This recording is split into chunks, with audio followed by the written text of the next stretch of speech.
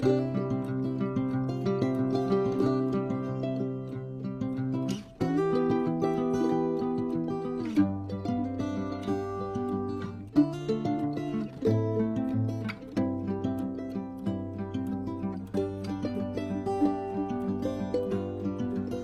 this is Shirlene, and I want to welcome you to the Southern Gal Show.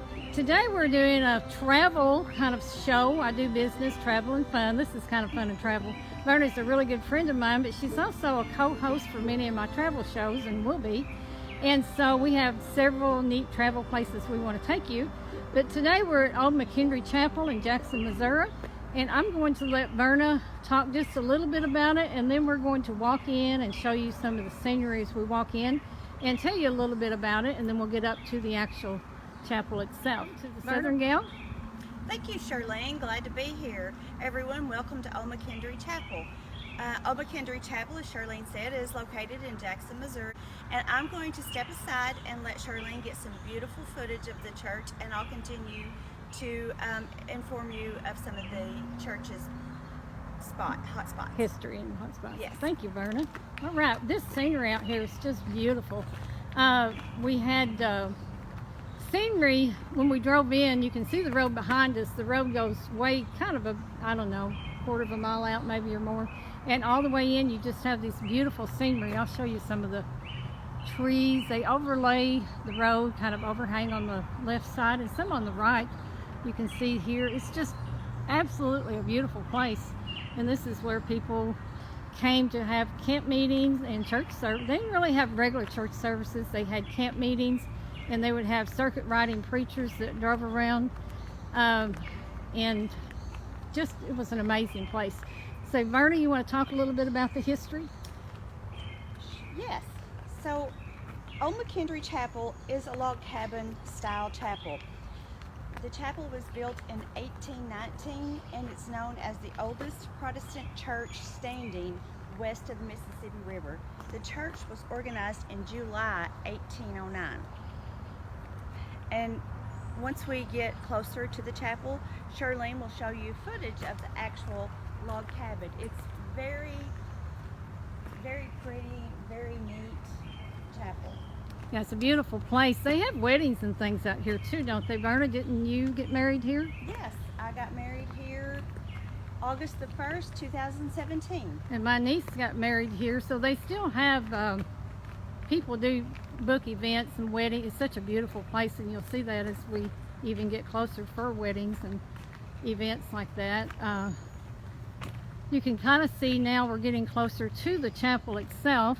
And we're going to go all the way up and go in it. So we'll be walking that way. A little more history about the church. In 1801, a devout Methodist named Williams moved to Missouri from Kentucky. He set aside 2 acres of the farm for the use of camp meetings, religious phenomenon on the frontier. Several years later came around in 1806. Such a meeting was first held on the site. Now they had campground meetings, and they had what they called circuit rider preachers. They didn't have just a service here every week, but they would come like so many times a year, and they would have meetings on the ground. And apparently people came. The records show 300, 500, and 700 people even at a time would come from all over out here.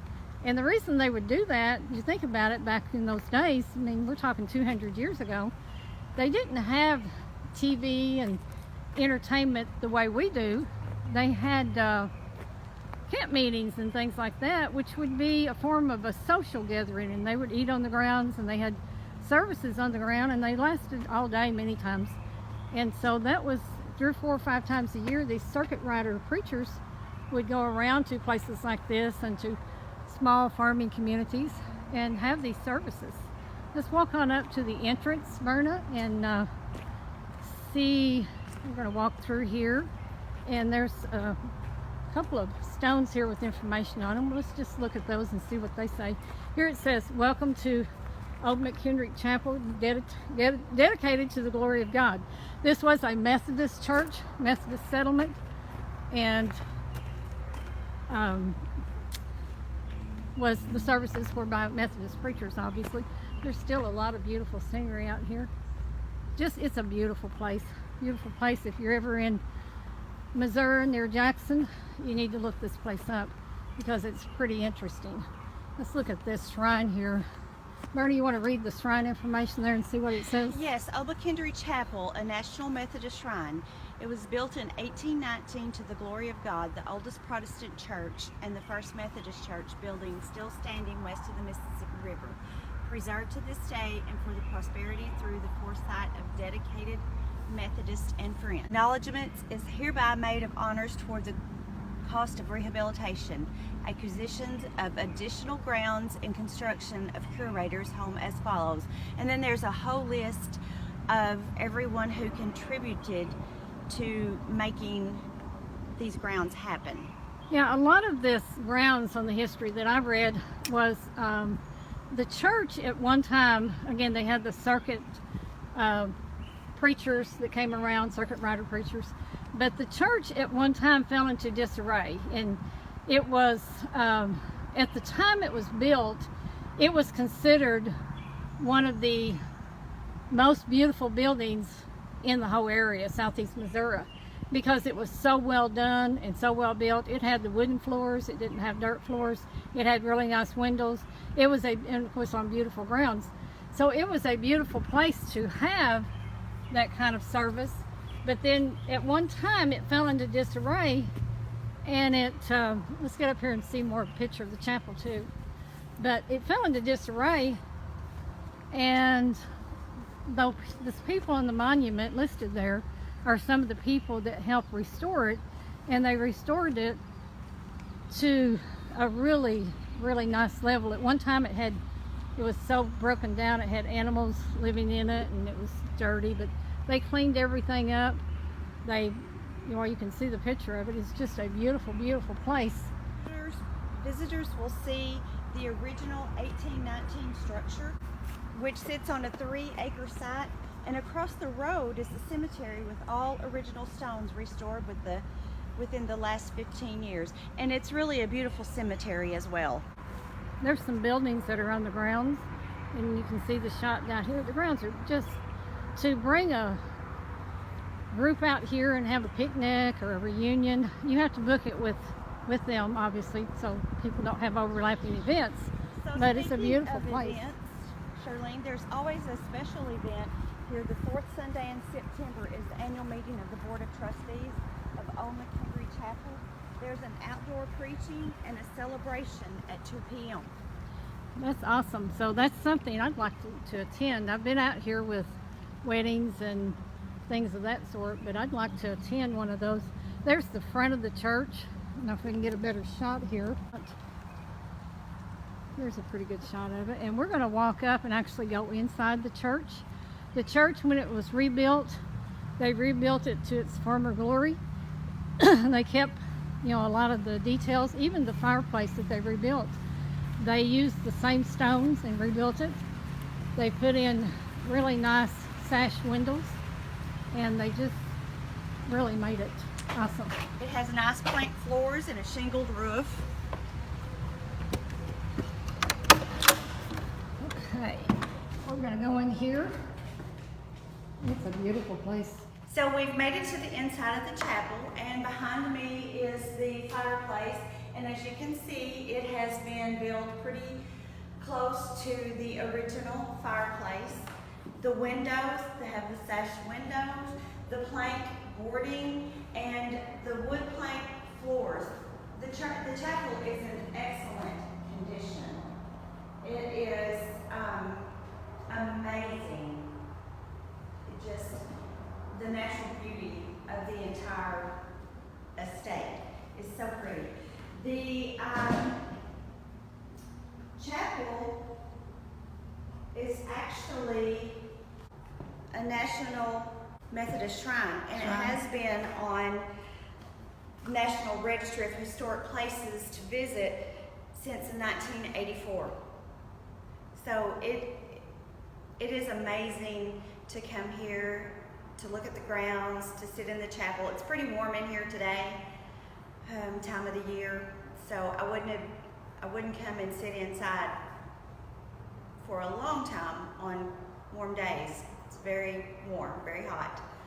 But we can move back outside and look at some more of the grounds. Yep.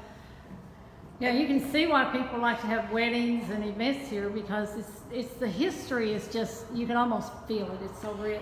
And this building has been preserved so well. The people who put the money in it, the Methodists who put the money in at the time, just did an amazing job. They didn't cut corners. It's just in mint condition.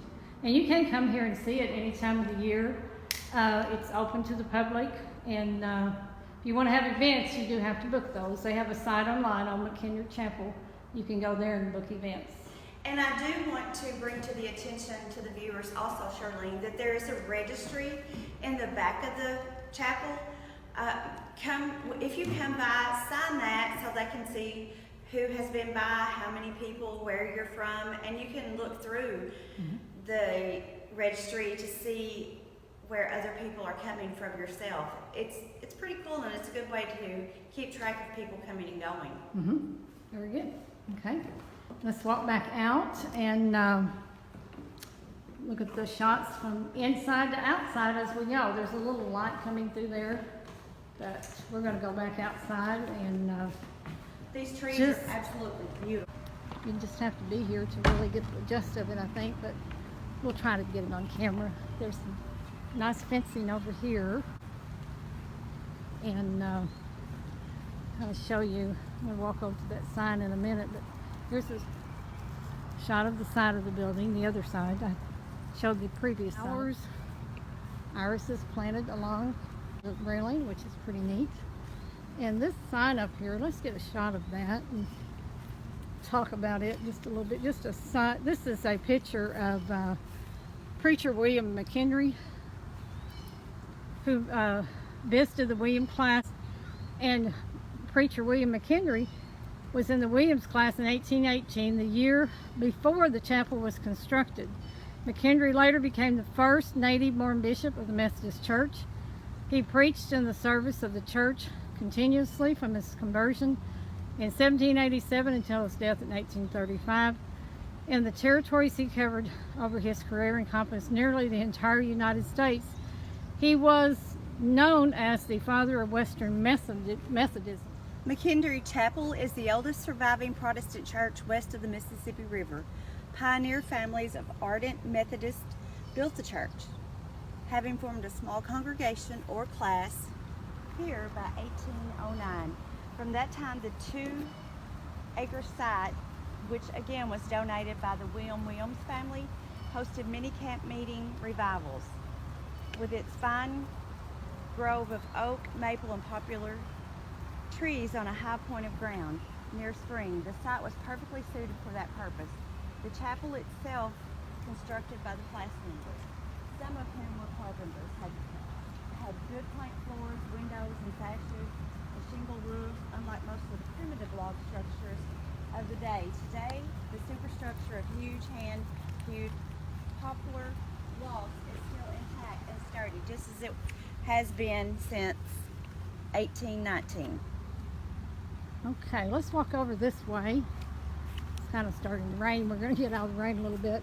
A little bit of the cabins and some of the grounds again. The grounds out here are really well kept too. There's beautiful little roses here in front of me and some lavender planted around the tree right behind it, which is pretty interesting. They take good care of it. These trees, they're just so old and they're so big and they're so massive. You can see the roots, how they're just, some of them are gnarled, but they're very interesting. There's some trees out here that are just really, really interesting trees. Of course, they're giant trees. They go all the way up. But really, really interesting tree roots coming out of the ground there. Lots of little insects crawling on them. There's another one down here, and there was a massive one when we came in. We can get another shot of that. But these tree roots are really interesting. It's just no telling how old they are. I have no idea. But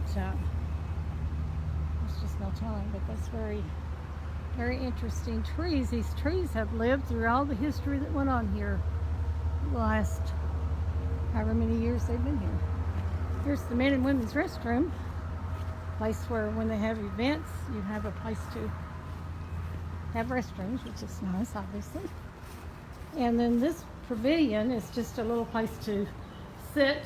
If it's raining, I guess you could have your food there. I know when my niece got married here, we had the food under the pavilion. And then there's an interesting house down here. It's another sign. This is interesting. Yeah, you want to talk about that? 19th century Methodism.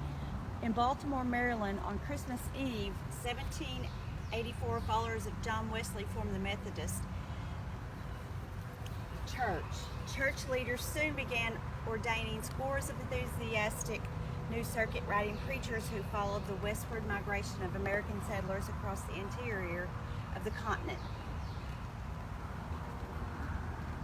Now there's a nice picture of a circuit rider. You can see his horse is going through water. They traveled long distances and went to different regions, and they endured many hardships. They didn't get paid much, and sometimes didn't get paid at all. Yeah, so life as a circuit rider was very hard. The payment was minimal, perhaps $80 per year. And even then, preachers rarely received the full amount. Travel was perilous, disease rampant, basic necessities scarce and non-existent, and the preacher's very survival sometimes in doubt. Their sole possessions were their horse, saddle, plain, weathered clothes, blanket, cooking utensils, saddlebags filled with books, food, and shelter. They relied mostly on the hospitality of the settlers, who often had little themselves. Yeah, it was harsh times back then. It was harsh times. I'll give you a better shot of this building here. When we had our wedding out here, we actually had this building open, and I believe we even had some food inside that. But that's kind of one of the buildings that's here, and pavilions that you can have some food on the porch or however you want to do it.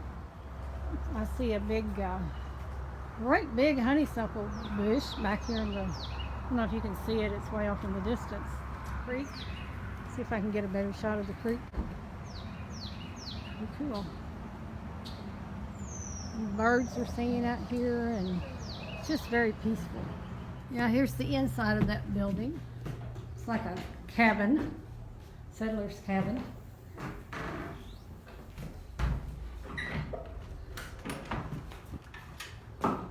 There's a fireplace, and just really nice.